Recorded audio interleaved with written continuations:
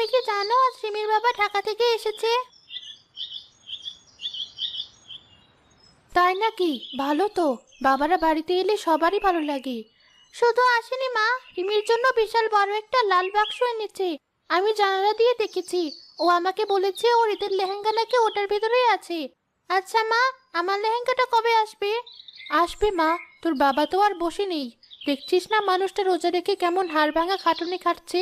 একটু ধৈর্য ধর। ধৈর্য তো ধরছি মা, কিন্তু আর কয়দিন বাকি? চাঁদ উঠতে তো আর মাত্র 3-4 দিন। যদি দর্জিরা কাজ বন্ধ করে দেয়। রিমির মা বলছিল ঈদের আগের দিন নাকি ভালো জামা পাওয়া যায় না, যা থাকে সব পচার ছিঁড়া। রিমির মায়ের কথায় কান দিস না। তোর বাবা তোর জন্য সবচেয়ে ভালোটাই আনবে। গতবার যে গোলাপি ফ্রকটা এনেছিল সেটা কি পচা ছিল? সারা গ্রামের মানুষ তো প্রশংসা করছিল।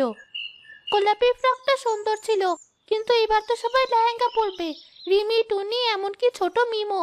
আমি যদি ফ্রক পরে যাই ওরা আমাকে খেলায় নেবে না।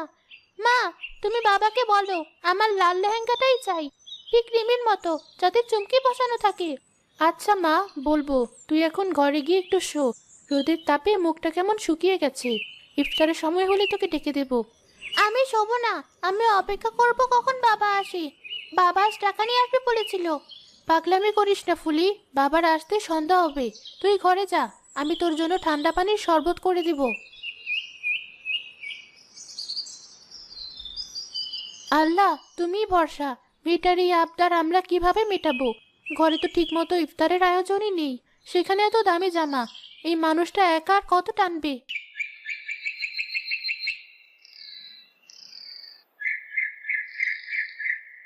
ওফ, আজকের রোদটা যেন চামড়া পুড়িয়ে দিচ্ছে সাজেদ।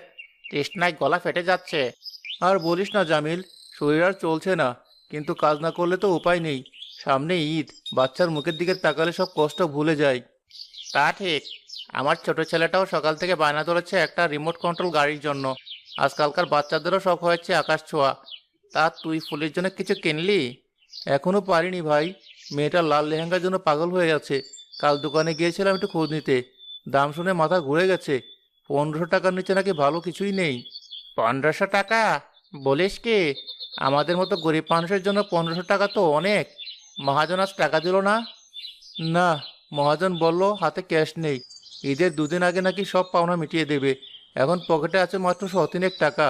এই টাকা কি লেহেঙ্গা হয়? মহাজনদের এই এক রোগ। কাজ করানোর সময় মিষ্টি কথা, আর টাকা দেওয়ার সময় যত বাহানা।